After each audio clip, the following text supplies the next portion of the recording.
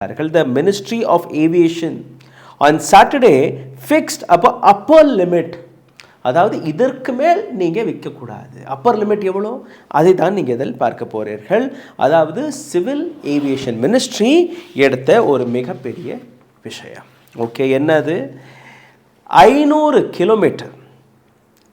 Kilometre வரை இங்கேருந்து திருச்சி போனாலோ மதுரை போனாலோ 500 கிலோமீட்டர் வரை அதிகபட்சம் 7,500 ரூபாய், அதற்கு மேலே டிக்கெட் விற்கக்கூடாது. இது பேஸ் ஃபேர் மட்டும் தான். இதுக்கப்புறம் டேக்ஸ் இருக்குது, ஜிஎஸ்டி இருக்குது, ஏர்போர்ட் சார்ஜஸ் இருக்குது, ஃபியூல் அதற்கான ஒரு சர்சார்ஜ் போடுவார்கள், அதெல்லாம் இருக்குது, அதெல்லாம் வேறு.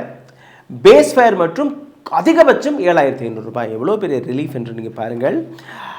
500 கிலோமீட்டர்லேருந்து 1000 கிலோமீட்டர் வரை அதிகபட்சம் பேஸ் ஃபேர் 12,000 ரூபாய். 1000லேருந்து 1500 கிலோமீட்டர் வரை base fair can be 15,000 rupees.